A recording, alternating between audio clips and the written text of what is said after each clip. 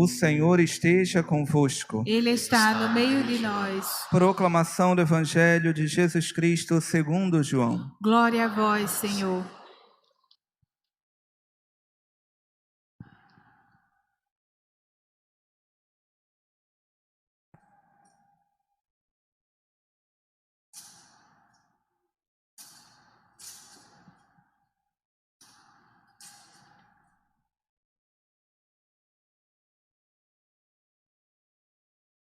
Naquele tempo, houve um casamento em Caná da Galileia. A mãe de Jesus estava presente. Também Jesus e seus discípulos tinham sido convidados para o casamento. Como o vinho veio a faltar, a mãe de Jesus lhe disse: "Eles não têm mais vinho." Jesus respondeu-lhe: "Mulher, por que dizes isto a mim? Minha hora ainda não chegou." Sua mãe disse aos que estavam servindo: "Fazei o que ele vos disser." Estavam 6 talhas de pedra colocadas aí para a purificação que os judeus costumam fazer. Em cada uma delas cabiam mais ou menos 100 litros. Jesus disse aos que estavam servindo: "Enchei as talhas de água." Encheram-nas até a boca.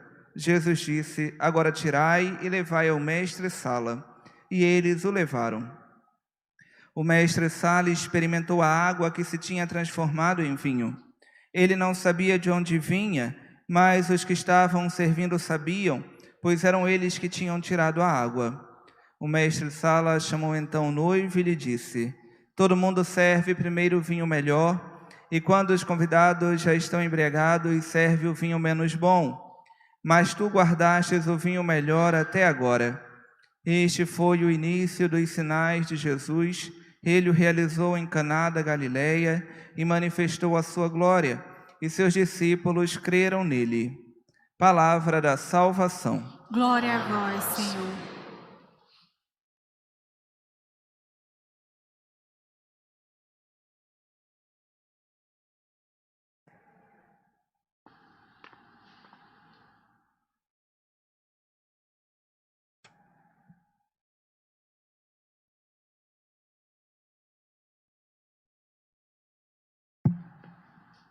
Ave Maria, cheia de graça, o Senhor é convosco.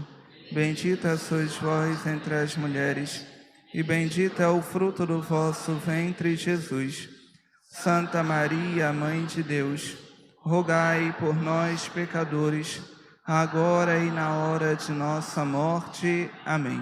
Em nome do Pai, e do Filho, e do Espírito Santo. Amém. Queridos irmãos e queridas irmãs, podemos nos sentar? Nos reunimos no dia de hoje com muita alegria para celebrarmos a solenidade da bem-aventurada Virgem Maria, Nossa Senhora da Conceição Aparecida, padroeira e rainha do Brasil. Louvado seja Deus, porque apesar de ser a 4ª missa do dia de hoje, temos a igreja cheia. Louvado seja Deus, que porque não ficamos reféns daquela pergunta: "Padre, eu sou obrigado a ir na missa quarta-feira?" Porque quando fazemos essa pergunta, significa que ainda amamos muito pouco a nosso Senhor e só fazemos aquilo que é obrigado, aquilo que não tem como fugir. Então, louvado seja Deus, que sem obrigação nenhuma estamos aqui para manifestar o nosso amor a Deus no dia de hoje, honrando a sua mãe, Maria Santíssima. Queridos, na oração coleta de hoje, na coleta de hoje, nós fizemos um pedido a Deus que é bastante grave, e eu acredito que todos nós devemos guardar no nosso coração, e sempre que recordar lembrando da gravidade que é o pedido que fizemos a Deus. E este pedido é que o povo brasileiro possa viver de acordo com a vocação que o Senhor o chamou. Bom, é verdade que, de modo geral, Deus chama todos os seus filhos batizados à santidade. É verdade que todos nós somos chamados a uma vida de filhos de Deus, uma vida à altura da vida dos filhos de Deus. Não é qualquer vida que nos serve, não é qualquer estilo de vida, não é qualquer modo de viver que nos basta. Porque para cada um de nós, que somos homens e mulheres, filhos de Deus, nós somos convidados a uma vida muito alta, que é a vida dos filhos.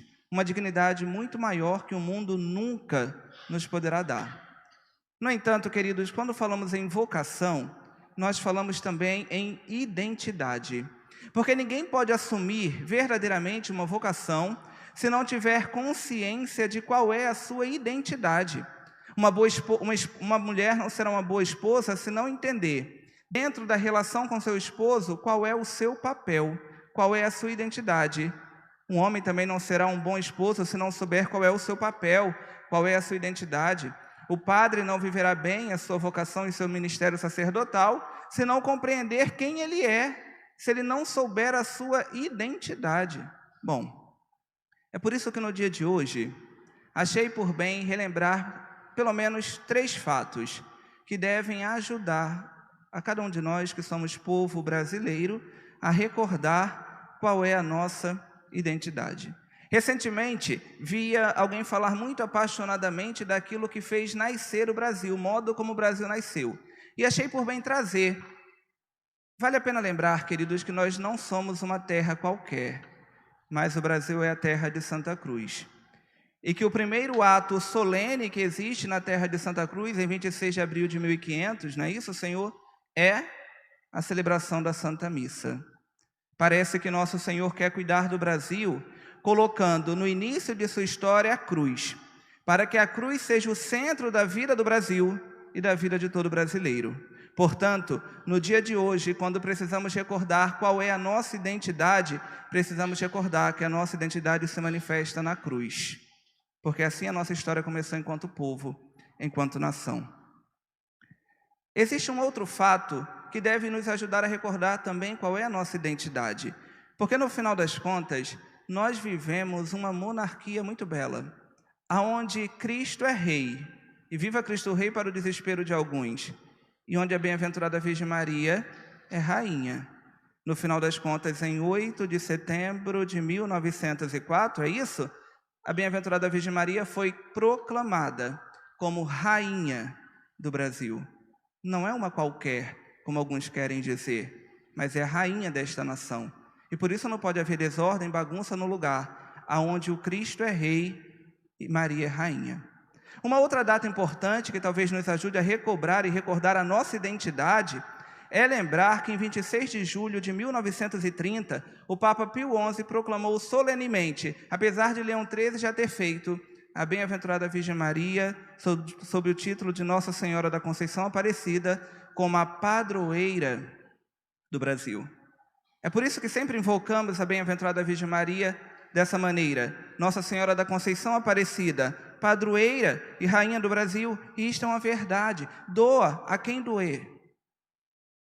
Quem não gostar, problema. Só vai ter o trabalho de fazer bico.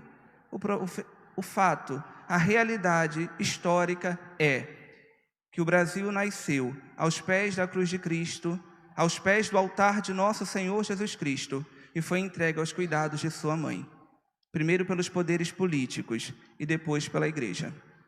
É por isso, queridos, que no dia de hoje, nós somos convidados a olhar para a palavra de Deus e olhar para a figura de Esther. Um tempo que fala tanto do protagonismo da mulher, mas reduz o protagonismo da mulher em andar pela rua tirando o sutiã, gritando e fazendo desordem. Ou então fazendo frases de efeito: tire não sei o que lá do meu útero. Não é assim? Desvirginize, sei lá o que é, né? Descristianize, não sei o que é que diabo aquelas mulheres falam, porque não me interessa. No entanto, no tempo marcado por tanto a necessidade da revolução, nós temos uma mulher que liberta todo um povo, que salva todo um povo, porque é sábia e não vulgar. Porque no final das contas, nós vivemos um tempo marcado pela vulgaridade, não só das mulheres, mas de todos. Ainda essa semana eu dizia para alguém que a necessidade de só ter notícias ruins no jornal é porque isso instiga no ser humano também a vulgaridade dos sentimentos mais baixos. Porque todo mundo ficou com a ideia da pornografia, do despertar sentimentos baixos, paixões baixas, no que diz respeito ao sexo. Mas não nos damos conta que de tanto ver notícias ruins, quando nós nos deparamos diante de alguma notícia que queremos construir uma civilização perfeita, onde tudo se resume em distribuir de maneira igual, de maneira injusta, inclusive, tirando Deus do centro, dizendo que Deus não tem vez. Como queremos ser felizes se estamos na fileira da desobediência? O outro pedido, queridos, que nós não poderíamos deixar de fazer no dia de hoje, a Mãe de Deus, para que ela alcance de Deus para cada um de nós, é o da pureza. Porque no final das contas, nós vivemos um tempo marcado pela imundície. Seja na rede social, seja na rua, seja na música, é somente imundície. Porque de uma música de 30 minutos, 29 são palavrões. E que fazem referência a órgãos genitais. E desculpa a palavra feia no meio da homilia. Não é possível. Somente impureza, somente imundície. É preciso pedir a Deus que nos dê a graça de ter um coração puro, de olharmos para a realidade como o Senhor olha, contemplar o outro como o Senhor contempla. Isso também é pureza.